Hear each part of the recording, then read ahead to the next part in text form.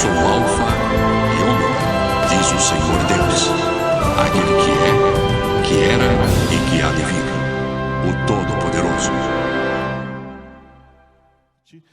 Atos capítulo 17, versículos 22 ao 31, é a pregação do apóstolo Paulo na cidade de Atenas, na Grécia. Pregação a qual vocês já sabem, né, vocês que me conhecem sabem que eu me reporto muitas vezes a esse texto, porque nesse texto, nessa pregação, o apóstolo Paulo teve muita inspiração, muita unção, muita sabedoria de Deus, que explica muita coisa da Bíblia toda. A Bíblia toda é explicada aqui nessa pregação de Paulo. Essa pregação de Paulo em Atenas poderia ser considerada uma sumarização de toda a Escritura, um resumo de tudo que Deus fala conosco na palavra de Deus. Por isso a pregação é tão importante. Aí do versículo 22 ao 31. Esse texto está dividido assim, ó. Paulo começou com uma introdução, saudando educadamente ali os seus ouvintes, como senhores atenienses, ali nos versículos 22 e 23, nós de manhã falamos aqui nesses dois versículos, e agora ele vai entrar no tema principal da pregação, do versículo 24 até o versículo 31, que é a doutrina bíblica da divindade. O que é a divindade? É a principal de todas as doutrinas da Bíblia Sagrada, é a doutrina chamada divindade, que é a doutrina sobre Deus. O principal propósito da Escritura ter sido revelada é para que através dela nós conheçamos a Deus. A divindade é quem Deus é, o que Deus faz, o que Deus pensa, como Deus age, o que Deus quer. Esses 5 elementos fazem parte dessa doutrina chamada a divindade. Nós, como filhos de Deus, temos que saber quem é o nosso Deus, como Ele pensa, o que Ele pensa, como Ele age, o que Ele faz, quais são os seus propósitos, qual é a sua vontade, qual é o seu querer. É isso que diz para nós a doutrina da divindade. Por isso essa é a principal doutrina da Bíblia Sagrada, e é nessa doutrina que o apóstolo Paulo vai discorrer aqui neste discurso que ele fez na cidade de Atenas. Então, divindade, Atos 17, de 24 a 31, esse texto está dividido assim, ó, do 24 ao 28, anunciando Deus, e do 29 ao 31, anunciando a pessoa de Jesus. Deus é um só Deus, em 3 pessoas, ou 3 pessoas em um só Deus, o Pai, o Filho e o Espírito Santo. Então Paulo começa abordando de uma maneira geral o Deus único, uno e trino, e depois ele vai encerrar o seu discurso exaltando uma das 3 pessoas, a pessoa de Jesus, porque a salvação é centralizada na pessoa de Jesus. Hoje nós vamos começar aqui no Anunciando Deus, versículos 24 até o 28. Esse texto está dividido assim, ó.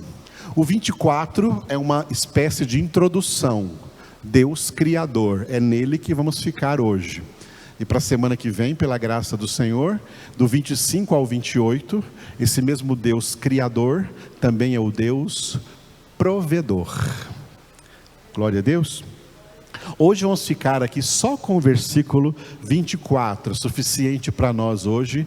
Deus Criador, versículo 24. O Deus que fez o mundo e tudo que nele existe, sendo Ele Senhor do céu e da terra, não habita em santuários feitos por mãos humanas. Vamos repetir? O Deus que fez o mundo e tudo o que nele existe, sendo Ele Senhor do céu e da terra, não habita em santuários feitos por mãos humanas. Muito bem, esse versículo é suficiente para nós hoje, porque em primeiro lugar, ele fala sobre Deus como sendo o Criador. Por isso começa dizendo, o Deus que fez o mundo e tudo o que nele existe. Ele é o Deus que fez o mundo e tudo o que nele existe. Existem duas obras de Deus que são as duas principais obras de Deus: a criação e a salvação. Nessas duas obras, as duas obras principais de Deus, a criação e a salvação, Deus age plenamente na sua unidade essencial divina, um só Deus, como também na sua personalidade trina, as três pessoas. Então, na obra da criação e na obra da salvação, o Pai, o Filho, Jesus Cristo e o Espírito Santo agiram juntos e continuam agindo juntos o tempo inteiro. Na obra da salvação, a mesma coisa. O Pai, o Filho e o Espírito Santo sempre estão agindo juntos na realização da obra da salvação. A gente chama às vezes de Jesus Salvador, e Ele é mesmo. Mas Paulo já escreveu no capítulo 3 de Tito, que Deus é o nosso Salvador. Deus é o nosso Criador, e Deus é o nosso Salvador. Jesus não nos salvou sozinho, Ele nos salvou junto com o Pai e com o Espírito Santo. Em Jesus, o Pai estava agindo e o Espírito Santo também, em toda a obra da salvação e assim também na obra da criação. Olha como começa o livro de Gênesis, capítulos 1, 2 e 3, três versículos, 3 pessoas. Versículo 1, o nome de Deus é citado como Elohim, referindo-se basicamente à pessoa do Pai. No princípio criou Deus os céus e a terra. Breshit bara Elohim et hashamayim ve'et haaretz. Em línguas, em hebraico, no princípio criou Deus os céus e a terra. Olha o segundo versículo. Vehaaretz haitá torro vavorro verrocher alpenei terrom verucha Elohim merahefet alpenei hamaim. O que eu disse? A terra era sem forma e vazia, e o Espírito de Deus pairava por sobre as águas. E aí vem o versículo 3. Vaiomer Elohim irior vairior. E disse Deus, haja luz. E houve luz. O que Deus disse, a palavra que saiu da boca de Deus para criar a luz e para criar todas as coisas, é Jesus. Então o versículo 1 fala do Pai, o versículo 2 fala do Espírito Santo, e o versículo 3 fala de Jesus. Jesus é a palavra que saiu da boca do Pai para criar. Deus criou tudo pela sua palavra. Então, pela sua palavra, tudo que foi feito se fez, e sem a sua palavra, nada foi feito. O que existe, existe porque foi chamado à existência pela palavra de Deus, que é Jesus. E o poder de Deus manifestado na obra da criação continua sendo o mesmo poder de Deus manifestado constantemente na manutenção de tudo que Ele criou, na manutenção de todo o universo. Aquele mesmo poder de Deus que agiu quando Ele estava criando, está agindo agora, mantendo essa criação. Aleluia. A terra está girando agora ao redor do seu próprio eixo, numa velocidade tremenda. Segure aí na cadeira, senão você cai. Mas Deus está no controle disso.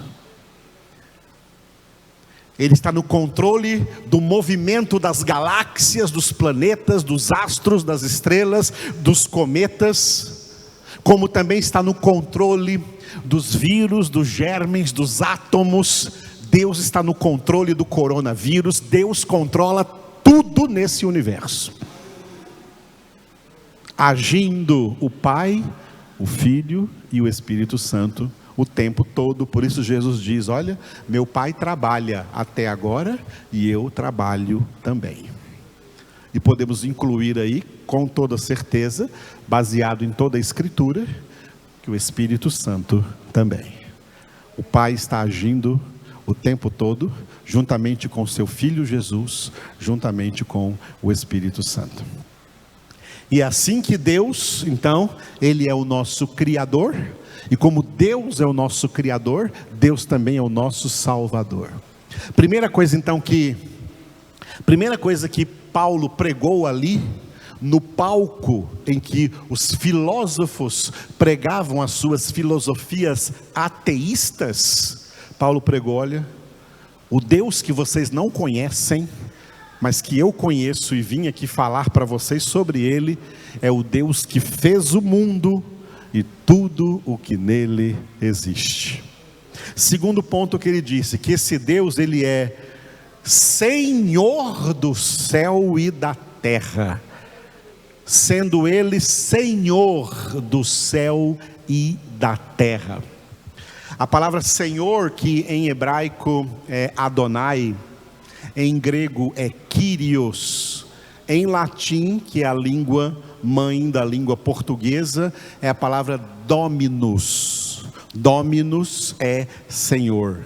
E é da palavra Dominus que vem o verbo dominar, ou a palavra dominante, ou substantivo dominador. Deus domina sobre toda a sua criação. Deus tem todo o domínio. A palavra domínio vem da palavra dominus, que é Senhor, tá? Que é Senhor. Se você pegar a palavra dominus, que é trissílaba, é uma palavra de 3 sílabas, dó, mi e nus, e tira a sílaba do meio, a segunda sílaba, tira o mi, sobra o do e o nus, aí forma a palavra donus. Donus é a palavra em português para dono. Deus é o dono de tudo. Deus é o dono de todos. Salmo 24, versículo 1, está escrito: do Senhor é a terra e tudo que nela contém, o mundo inteiro e todos os que nele habitam. Tudo quanto existe, existe porque Deus chamou a existência. Portanto, Ele, sendo o autor da criação, Ele tem direitos autorais sobre toda a sua criação, porque Ele é o dono absoluto de tudo, inclusive de cada fio de cabelo da sua cabeça, inclusive de cada pássaro que sobrevoa pelo céu, e nenhum cai por terra, como disse Jesus, sem a permissão do vosso Pai Celestial. Sabe o que isso faz para nós? Isso nos enche de total confiança. Nós confiamos que o que Deus está fazendo é perfeito, que a maneira como Deus está conduzindo essa história é perfeita, que a maneira como Deus está agindo em todos os homens, crentes ou descrentes, é perfeita. Confia no Senhor e descansa no Senhor, porque Ele é poderoso em tudo quanto Ele está fazendo. E a terceira coisa, aqui nesse versículo 24, foi a que nós falamos com abundância também hoje pela manhã, quando nós falamos sobre Esdras, né? Que Deus não habita em santuários feitos por mãos humanas.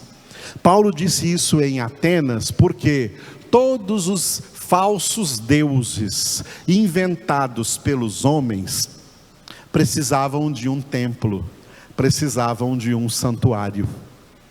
Deus não precisa de nenhum santuário para dizer que Ele é Deus. Deus não precisa que se construa nenhum santuário para Ele, Ele não quer isso. O único santuário que Ele quer habitar somos nós. Somos o templo de Deus, somos o santuário de Deus. É incrível como a religiosidade leva as pessoas a ter um apego e um apreço ao templo de pedra.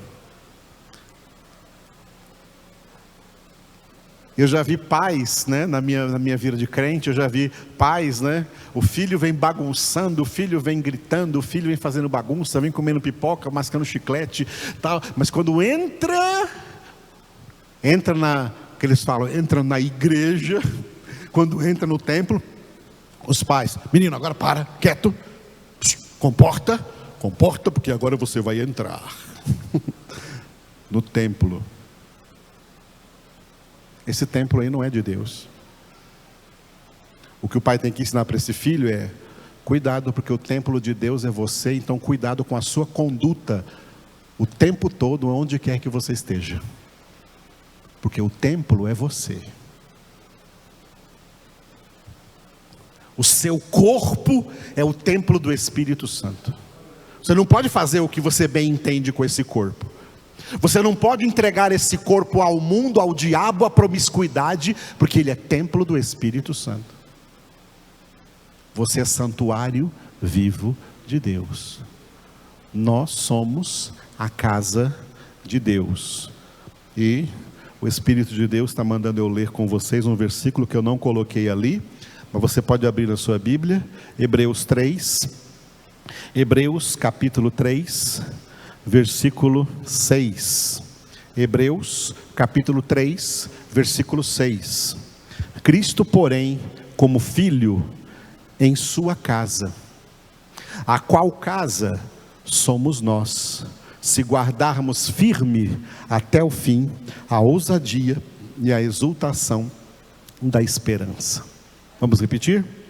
Cristo, porém, como filho em sua casa, a qual casa somos nós, se guardarmos firme até ao fim a ousadia e a exultação da esperança. Casa de Deus somos nós, irmãos. Eu sou o Alfa e Ômega, diz o Senhor Deus, aquele que é, que era e que há de vir, o Todo-Poderoso.